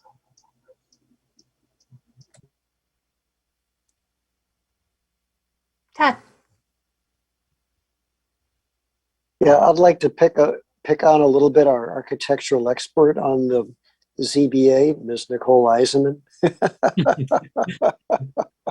Because you're better at visualizing these things. I have a sense. My sense is that, again, they could 9.5-foot ceilings are eminently reasonable, I think. The home is large, but I'm not quite convinced, and maybe because of the complexity of the situation, the short time for presentation, that they couldn't dig deeper in the hill. And there are plenty of underground houses that have little or no access to outside light. So they could build by digging in deeper, but I'd like to get your sense of this. I'm leaning toward no, but I'm not quite there yet. Maybe you could help me out, or maybe you can't. I don't know, but I need some help, I guess. Way to put me on the spot. Yeah, I don't really know what to say. This is I can see that this is a very challenging site topographically, and I'm weighing that versus the kind of this is the dream home. Can you lob the floor off and still build reasonably on the site? I understand what the petitioner is saying, and that you would, in order to get light to those bottom floors, you'd have to build some sort of wall to kind of shear off that hill in the back, and that really would be undesirable. But although, I mean, I guess you probably could do something maybe a little bit more aesthetically pleasing. I don't know, but I don't know. I'm not going to try to design the project. So I'm sorry, I don't really have much of an answer for you, Todd. But I'm undecided myself. I guess I'll say quickly, I'm kind of undecided myself as well. I see a little bit Julia's point in that this is a very large house, and it's very much, I understand the notion of I'm designing a house, I'm building a house, I'm going to build exactly the house that I want, with all the amenities that I want, and I think that's the case here. I appreciate that you have explored other options and looked at different criteria and tried to come up with the best design that kind of fits the criteria as best as possible and your desires for the house as much as you can. I guess from my perspective, I do see the topography of the site as a significant challenge, and I think for me, it may be enough to push me in support of this. I'm still waffling a little bit. I guess I would rather see a design like what has been presented that is allowing access in the front and the rear, that is allowing light to get into all of the space and air to circulate through the space, respecting kind of the topography on the sides where it connects to the neighbors without the use of significant retaining walls. I think for me, trying to work with the property and the topo as it's presented without digging in deeper and making walls that are 12 feet tall, 18 feet tall. For me, I think that's less desirable than what's been presented. So I think that might be the swaying factor for me. I understand there's a lot of constraints.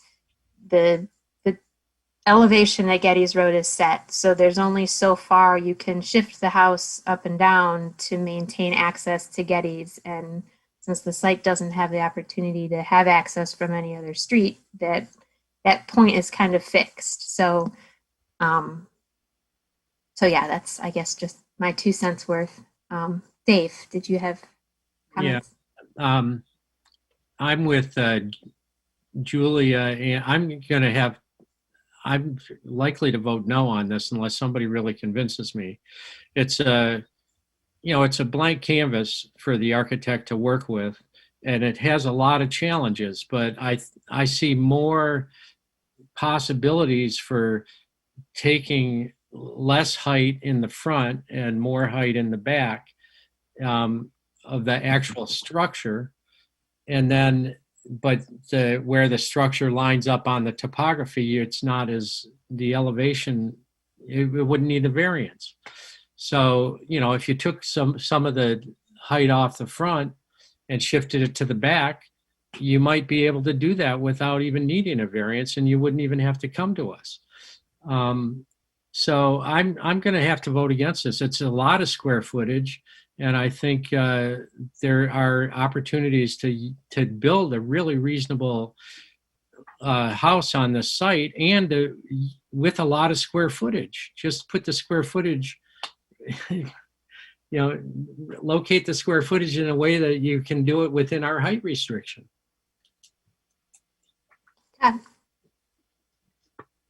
Yeah, I think using a little quasi lawyer speak, but the burden of persuasion is on them.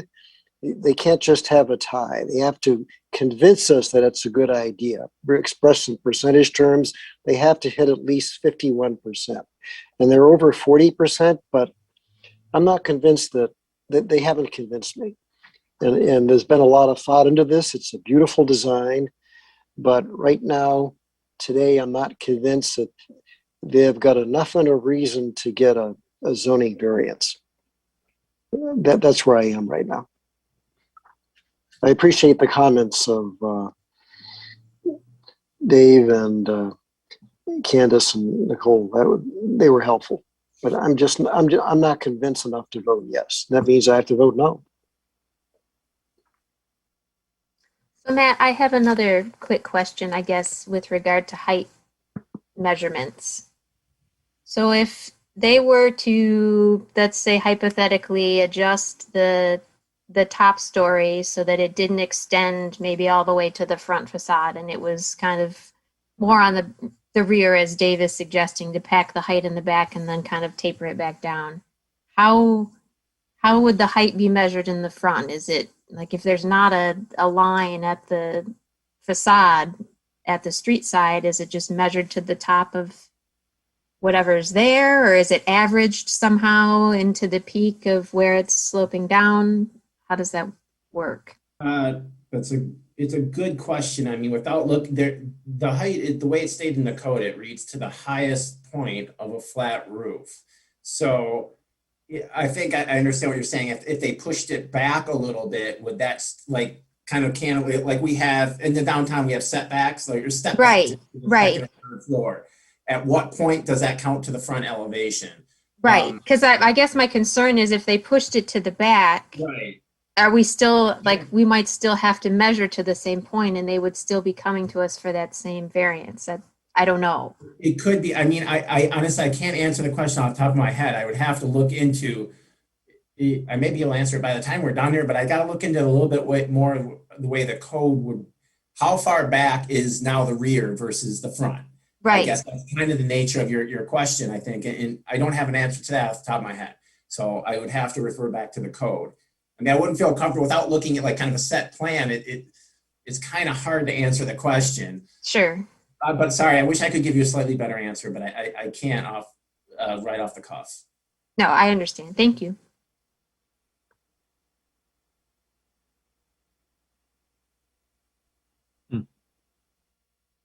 Is there any other discussion on this petition? I don't know if this helps anybody, but the other point is, is the variance the minimum? And I get that the market for a 5,000 square foot home is 10 feet ceilings, but it's not really the minimum, and that there might be some area to adjust in there too.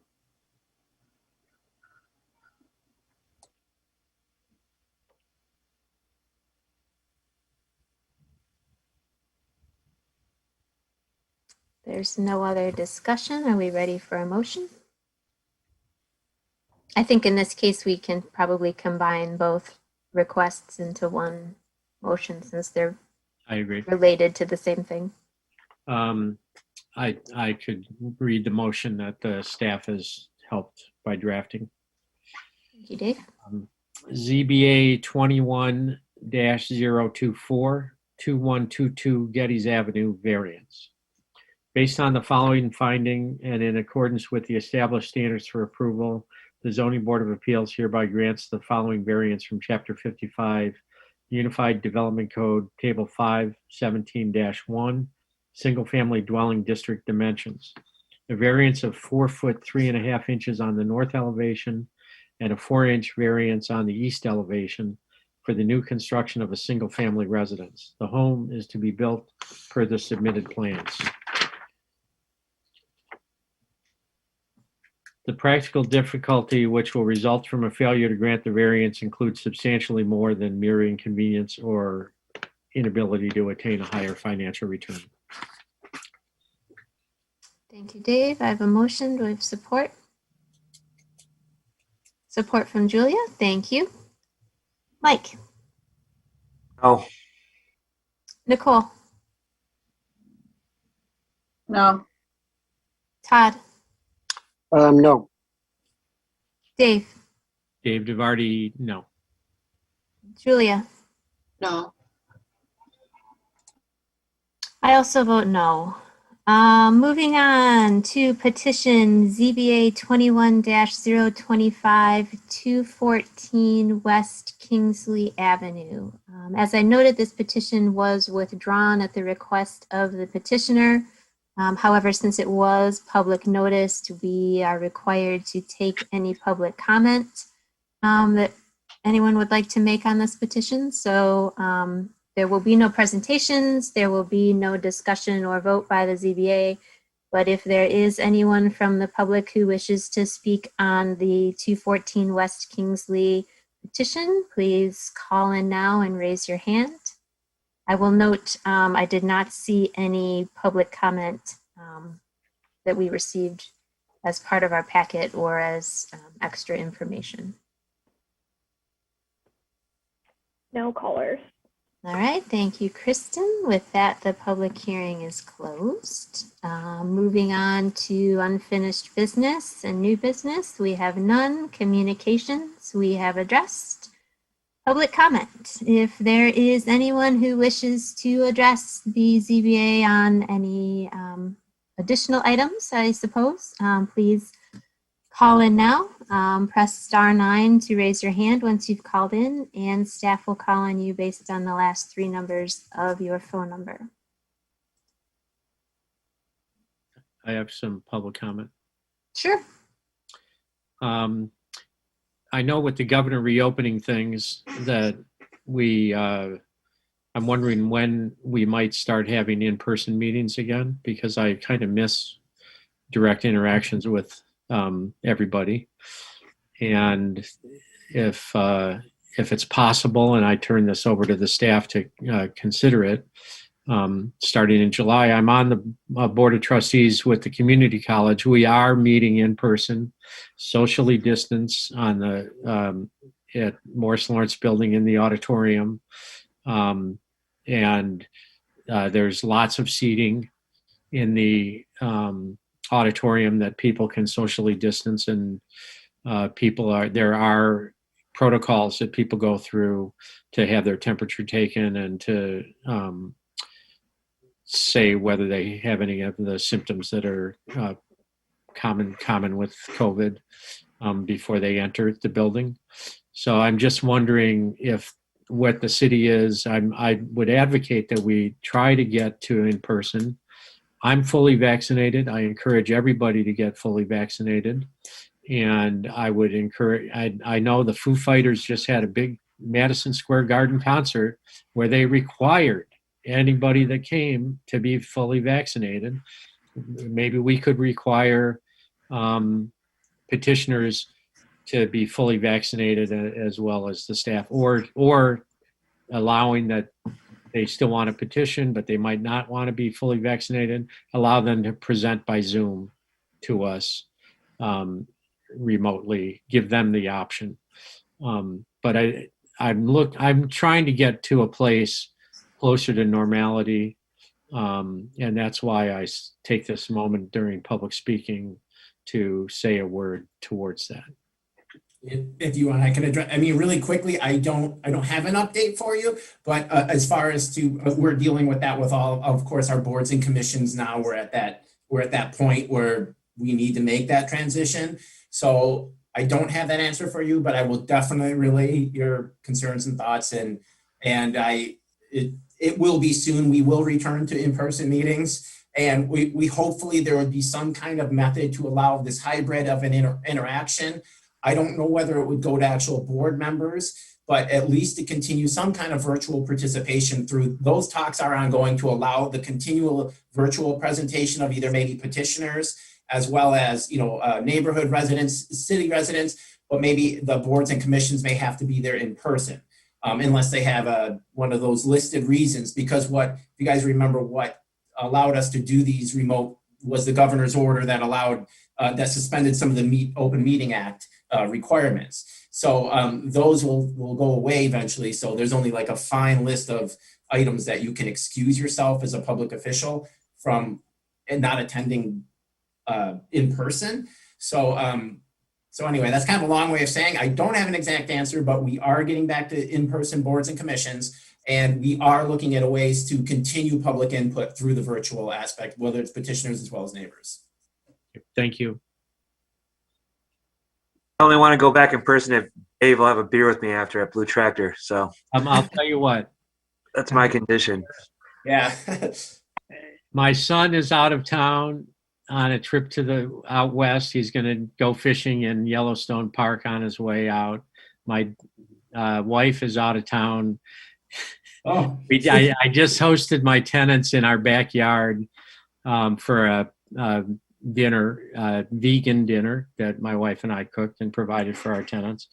I would invite all of you over tomorrow night if you'd like. Just I'll send an email out, but we could be in the backyard. I'm the only person in the household at the moment, but I'm fully vaccinated, and I would totally understand. I know there are people that are immunocompromised who can't just be fully vaccinated and start engaging as if things are normal, because there are so many people out there who are not vaccinated. So I understand all of that, but everybody, it would be great to see everybody, and I'll get the beer. Can you get back from California for that in time, Todd? No. And I may be out west backpacking in mountains in at least July or August, later this summer. So I expect that if I have to appear in person, I will not be able to do so. And there is, as far as I know, there's no satellite service in the Wind River Range in Wyoming. I would love to meet you, Dave, but it's not going to happen tomorrow night. Or I could offer people to come some evening in July after I get back from Sleeping Bear Dunes. So why don't I do that? I'll propose a time. It would be nice to just have maybe a modest cookout with not only beer, but non-alcoholic iced tea and sparkling ciders, etc. Sounds good, Dave. Thank you. Are there any other comments? There are no callers. Thank you, Kristen. With that, do we have a motion to adjourn? Nobody wants to end tonight's meeting? So moved. I moved. No. Thank you, Dave. Do I have support? I'm getting low on battery. Support from Todd. All in favor? Aye. Opposed? All right, we are adjourned. Thank you, everyone. Have a nice evening. So long. Bye, everybody. This was Bye, great. Matt.